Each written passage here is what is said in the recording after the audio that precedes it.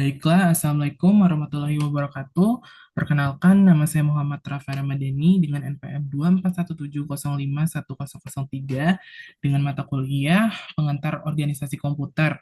Kali ini izinkan saya untuk menjelaskan apa yang saya dapat atau pahami setelah mendapatkan materi perangkat input atau output, atau bisa kita sebut I/O.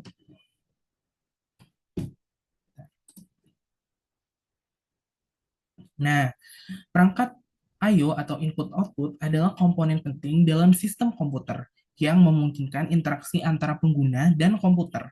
Secara umum, perangkat I/O memiliki dua fungsi utama. Pertama, perangkat input yang digunakan untuk memasukkan data ke dalam sistem komputer. Kedua, yaitu perangkat output yang digunakan untuk menampilkan hasil pemrosesan dari komputer. Selain itu, ada juga perangkat yang bisa berfungsi sebagai input dan output sekaligus, seperti layar sentuh dan modem. Perangkat I/O sangat penting dalam berbagai aplikasi, mulai dari penggunaan sehari-hari hingga sistem industri dan komunikasi.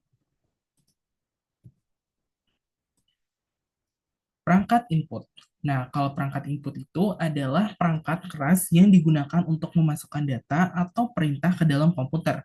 Beberapa contoh perangkat input yang umum digunakan adalah pertama ada keyboard, digunakan untuk memasukkan teks dan perintah ke komputer. Memiliki berbagai jenis seperti keyboard mekanik, membran, dan virtual atau layar sentuh. Layar sentuh biasanya seperti yang digunakan pada saat kita menggunakan perangkat keras seperti handphone. Kedua ada mouse, itu mengontrol pergerakan kursor pada layar. Nah, dapat berupa mouse optik, trackpad, atau stylus pada layar sentuh. Ketiga ada scanner. Nah, scanner ini mengonversi dokumen fisik menjadi format digital. Contohnya, scanner dokumen, barcode scanner, dan fingerprint scanner. Keempat ada mikrofon. Nah, kalau mikrofon ini menangkap suara untuk komunikasi dan perekaman atau perintah suara. Nah, banyak digunakan dalam aplikasi seperti speech recognition atau seperti Siri atau Google Assistant. Nah, terakhir ada kamera, itu digunakan untuk mengambil gambar atau video, digunakan dalam konferensi video, pengenalan wajah, dan pemantauan keamanan. Nah, perangkat input ini memungkinkan kita untuk berinteraksi dengan komputer dengan lebih mudah dan efektif. Selanjutnya, perangkat output. Nah, kalau perangkat output ini adalah perangkat yang digunakan untuk menampilkan atau menyampaikan hasil pemrosesan dari komputer kepada pengguna. Beberapa contoh perangkat output adalah pertama itu ada monitor. Nah, monitor ini menampilkan informasi dalam bentuk visual. Terdapat berbagai jenis monitor seperti LCD, LED, dan OLED. Kedua, ada printer. Nah, kalau printer ini mencetak dokumen atau gambar dalam bentuk fisik. Terdapat berbagai jenis printer seperti inkjet, laser, atau 3D printer. Ketiga, ada speaker. Nah, speaker ini menghasilkan output suara dari komputer, digunakan dalam multimedia, komunikasi, dan juga hiburan. Keempat, ada proyektor. Nah, kalau proyektor ini menampilkan gambar atau video pada layar besar. Banyak digunakan dalam presentasi dan juga bioskop yang sering kita datangi untuk menonton film terbaru. Selanjutnya ada headphone. Nah, kalau headphone ini menyediakan output audio secara pribadi. Beberapa jenis headphone juga dilengkapi dengan noise cancelling untuk mengurangi kebisingan sekitar. Nah, perangkat output memungkinkan kita untuk melihat, mendengar, atau mencetak hasil pemrosesan komputer dalam bentuk nyata. Nah, kalau selanjutnya adalah perangkat I/O. Ini perangkat I/O ini sekaligus input dan juga output. Nah, beberapa perangkat dapat berfungsi sebagai input sekaligus output, yaitu pertama layar sentuh atau touchscreen. Bisa menerima input melalui sentuhan dan menampilkan output visual. Digunakan biasanya dalam smartphone yang biasa kita gunakan sehari-hari, tablet, dan juga laptop modern.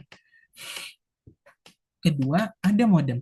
Nah, kalau modem ini berfungsi untuk mengirim dan menerima data dalam jaringan komputer, memungkinkan komputer terhubung ke internet melalui WiFi atau kabel. Ketiga, ada flash drive atau USB drive.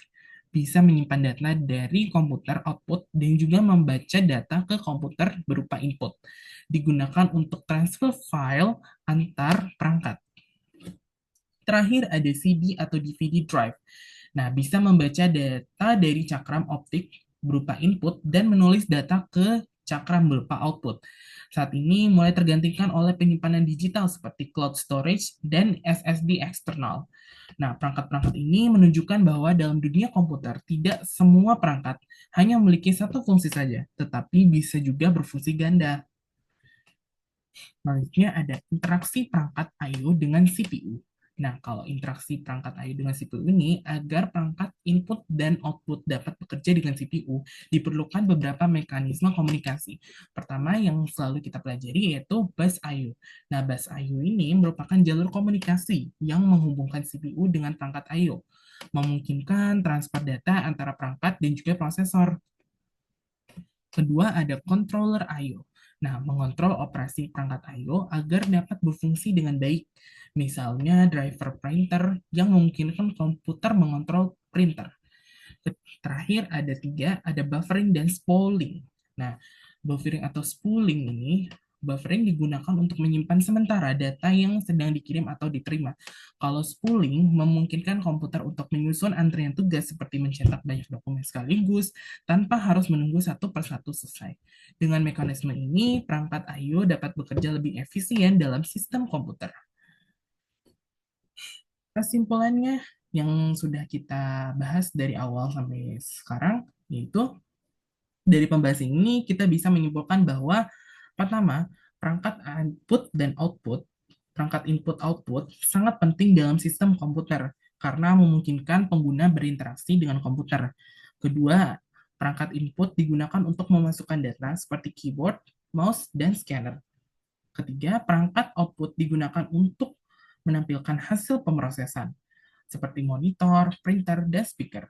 Nah, beberapa perangkat berfungsi sebagai input dan output, seperti layar sentuh, modem, dan flash drive. Nah, perangkat I/O juga berkomunikasi dengan CPU melalui bus I/O, controller, buffering, dan juga spooling, yang memastikan efisiensi dalam transfer data. Dengan memahami perangkat I/O, kita dapat lebih memahami bagaimana komputer beroperasi dan bagaimana pengguna dapat berinteraksi dengan sistem yang secara optimal. Nah, baiklah itu saja penjelasan dari saya. Mohon maaf jika ada salah kata. Saya akhiri. Wassalamualaikum warahmatullahi wabarakatuh.